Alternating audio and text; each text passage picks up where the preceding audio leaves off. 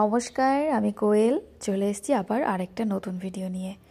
আশা করছি সকলে খুব ভালো আছো, আমিও আছি, ভালো আছি। তো চলো আজকের ভিডিওটা শুরু করা যাক। আজকে হচ্ছে রবিবার আর এখন অবধি বাজার আসেনি, তো একটু বসেছিলাম জানলার ধারে। তো একটু মানে এইখানে একটু বসলে না মনটা ভালো হয়ে যায়। বলেইছি তো আমি প্রকৃতিপ্রেমী, আর প্রকৃতির সাথে সময় কাটাতে আমার খুব ভালো লাগে। আর সাথে নিয়ে নিয়েছি হচ্ছে আজকে জলখাবারে ডালপুরি। সত্যি কথা বলতে এটাও কিন্তু সেম 1-1.5 মাস পর কিন্তু ডালপুরি আসলো বাড়িতে, আর আমিও কিন্তু সেম 1.5 মাস পরেই খাচ্ছি।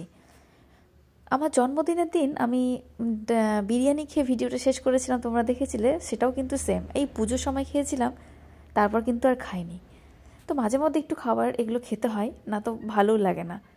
তো আমি এখানে বাইরের প্রকৃতি উপভোগ করছিলাম আর সাথে এটা খাচ্ছিলাম, আর মনে মনে ভাবছিলাম মা যদি দেখে এই ভিডিওটা আচ্ছা সে ফোন করে গাল দেবে যে তোর খাওয়া আবার শুরু হয়ে গেছে, আবার খেতে শুরু করে দিয়েছিস, এটা ওটা গাল দিতেই থাকবে। তো মা বারবার করে বারণ করে দিয়েছে এখন মোটামুটি 1-2 মাস এগুলো খাবার খাস না। তো তবুও মন মানছে না, তাই আজকে একটু খেয়েই ফেললাম।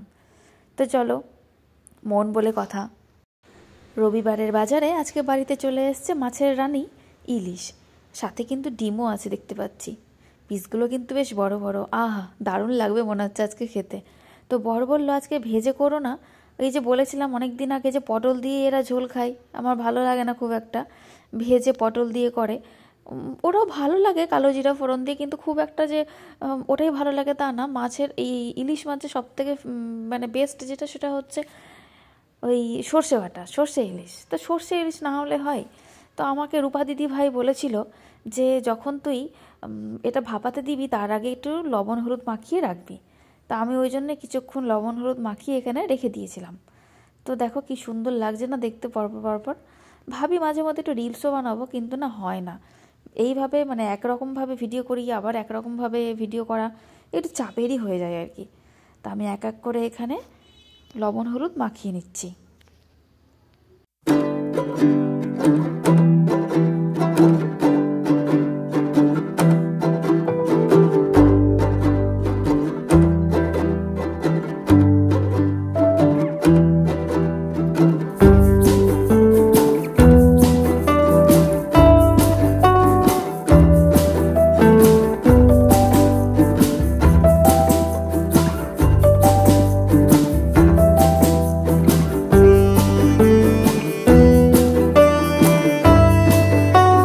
মাথা দিয়ে করেছিলাম হচ্ছে লাউয়ের তরকারি, ইলিশ মাছের মাথাও ছিল, সেটাকে ভেজে আমি করেছিলাম হচ্ছে তরকারি ওই মাথা দিয়ে।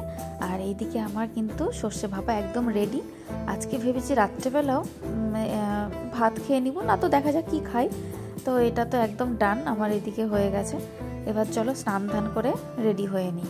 স্নান ধান করে পুজো করলাম, ঠাকুরের নাম ডাকলাম, তারপরে জন্মদিনের কেকটা একটু ছিল কিছুক্ষণ, ওটা আবার একটু খেয়ে নিচ্ছি, না তো বেশি দিন রাখলে আবার নষ্ট হয়ে যাবে।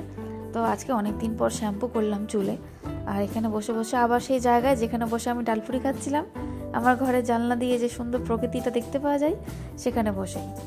তো চলো আর এত ভেবে চিনতে লাভ নেই। দুপুরে খাওয়া দাওয়া করে পার্সেল এসেছিল, আর পার্সেল আসলে আমি এরকমই মুচকি হাসি, কারণ চুপচুপ করে যেতে হয়। তো যাই হোক চলো পার্সেলটা নিয়ে আসি। আর অর্ডার করেছিলাম হচ্ছে 2টো কুর্তি বাড়িতে পরার জন্য। আগের যে কুর্তিগুলো ছিল সবই রং উঠে ফেড হয়ে গেছে, আর পরতে ভালো লাগে না, কত আর পরবো সেই মানে আদিকালের সব কুর্তি, মোটামুটি 5-6 বছর আগেকার, ঠিক আছে, বা ওরকমই হবে। তো ভাবলাম এই মিশোতে তো একটু রিজনেবল প্রাইসের মধ্যে বাড়িতে পরার জন্য, এগুলো বাইরের জন্য না, বাড়িতে পরার জন্য কুর্তি কিন্তু পাওয়া যায় খুব ভালো।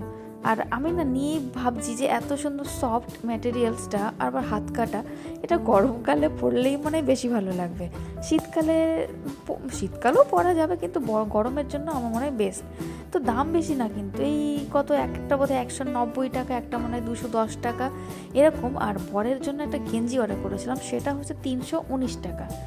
ওটা কিন্তু খুব ভালো এসছে। মানে মিশোতে যে খুব খারাপ জিনিস আছে তা কিন্তু না, যদি রিভিউ দেখে নেওয়া যায় না, সত্যি খুব সুন্দর জিনিস আছে। আর আমি এটা ভাবলাম যে গরমকালে আবার পরে অর্ডার করা যাবে, কারণ দাম তো বেশি না, কতদিন টিকবে না টিকবে সেটা হচ্ছে সবথেকে বড় কথা। আর এখানে আমি জিনিসগুলো খুলে খুলে দেখছিলাম, আর বড় ওইদিকে বিয়ের কাজগুলো করছিল, ওইখান থেকে আমাকে টোন কাটছে যে হ্যাঁ কী নিয়ে নিয়েছো এগুলো, এত পাতলা পাতলা। আমি বলছি যে পাতলা হলো, বাড়িতে পরে মজা আছে।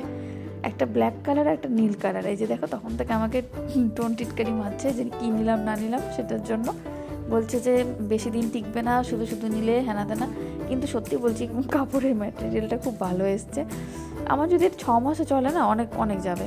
তো যাই হোক, একদমই হালকা গরমকালে পরলে মানে বেশি নাইটির থেকে এটা কমফোর্টেবল লাগবে পরলে। তো যখন নিয়েছি, তো চলো আমি একটু পরে দেখাই কেমন হয়েছে বা কেমন লাগছে।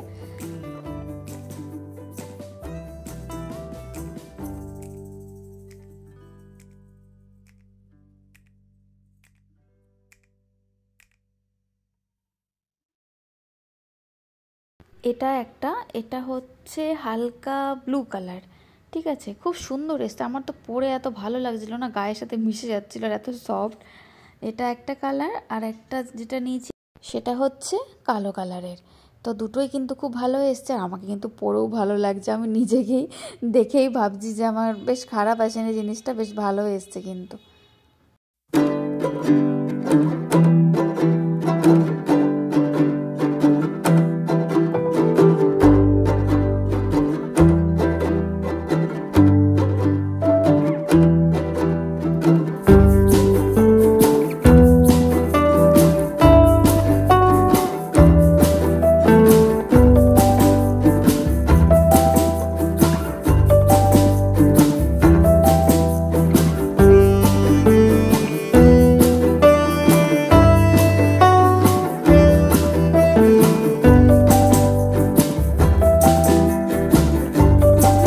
চলো, অনেক হলো মডেলগিরি করা ক্যামেরার সামনে দাঁড়িয়ে, ঠিক আছে। এবার আমি আসলাম হচ্ছে, সন্ধে হয়ে গেছে, আর সন্ধ্যের টাইমটা চা খাওয়াও হয়ে গেছে।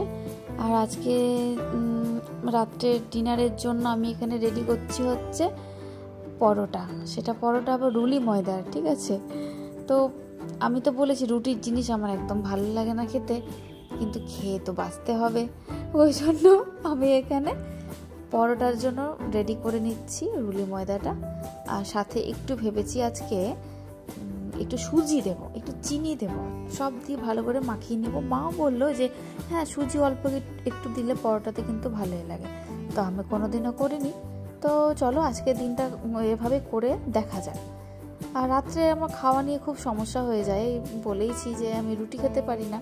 আর এক প্রকারে রুটি খেলে কিন্তু আমার নিজেরই সুবিধে, কারণ আমার মানে পেটটাও মোটা হয়ে যাচ্ছে, সব দিক থেকেই মেনটেন করা যায় ভালো একটা রুটি খেলেও অনেকটা।